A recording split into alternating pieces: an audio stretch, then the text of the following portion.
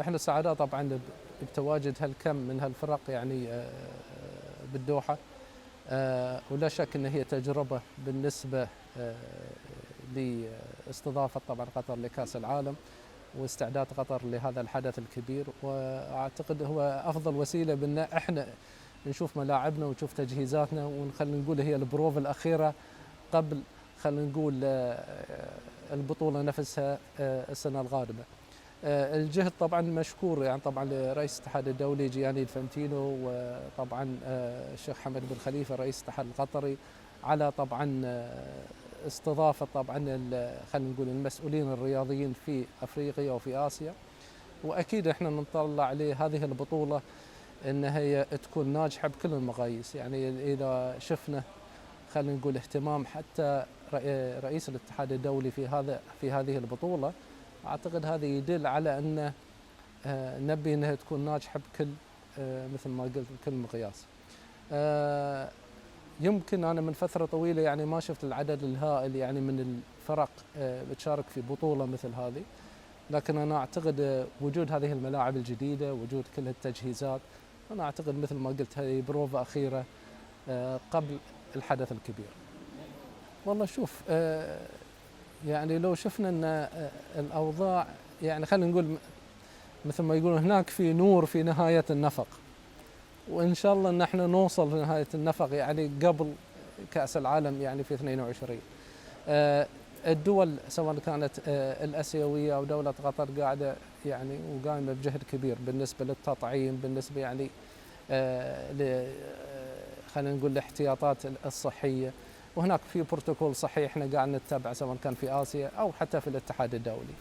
نامل لما نوصل لهذه المرحله ان شاء الله على الاقل ان في جمهور ان شاء الله بيحضر. يعني احنا شاهدنا في بطوله ابطال اسيا في بعض الجماهير حضرت بعض المباريات.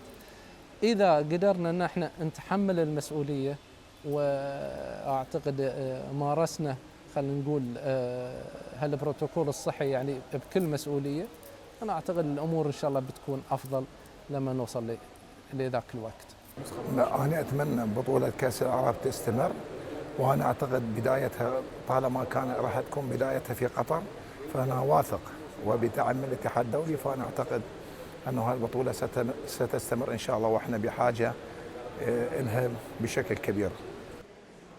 طبعا يعني البطوله اول حاجه يعني فرصه لجميع المنتخبات التي عندها مشاركات يعني رسميه، سواء يعني الاسيويه او الافريقيه، خاصه انه التزامنها سيكون قبل يعني كاس افريقيا.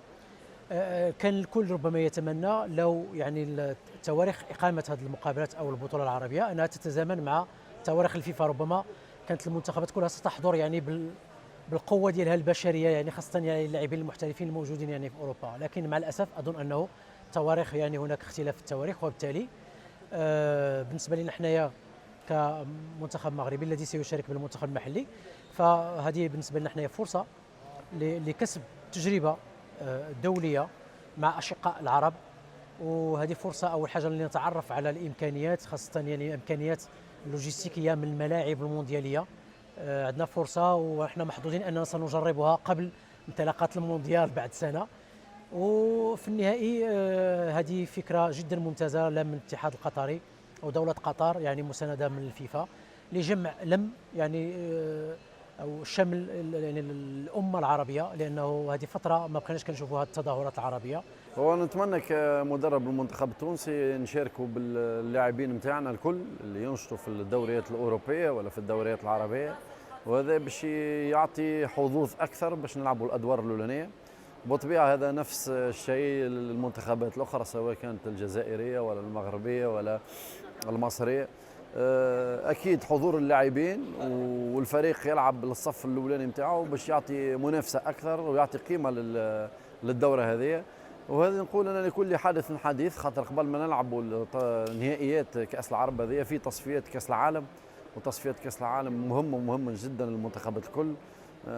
وقت نكملوا تصفيات كاس العالم وان شاء الله نترشحوا نكونوا موجودين في نهائيات قطر 2022، بعدين نعملوا تقييم كما يلزم للمرحله هذيك، وان شاء الله نستدعوا الافضل للمنتخب التونسي ان شاء الله.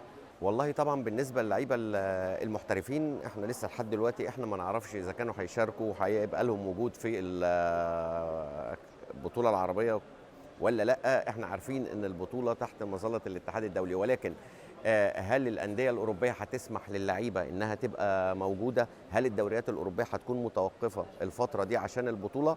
اعتقد ان البطولات لو شغاله اعتقد هيبقى من الصعب ان الفرق تسيب اللعيبه بتاعتها، ولكن خليني اقول لك سواء شاركوا او ما شاركوش طبقا للاستعدادات هتبقى جديه. تطور في المنتخبات العربيه، تطور كبير جدا خلال السنين اللي فاتوا، في فرق كبيره على مستوى عالي وفرق احنا بنحترمها جدا، ومستواها الفني عالي سواء من قاره افريقيا او من قاره اسيا. ويبقى ان احنا كلنا لما نبقى متجمعين التجمع ده كلنا كعرب فالكل كسبان.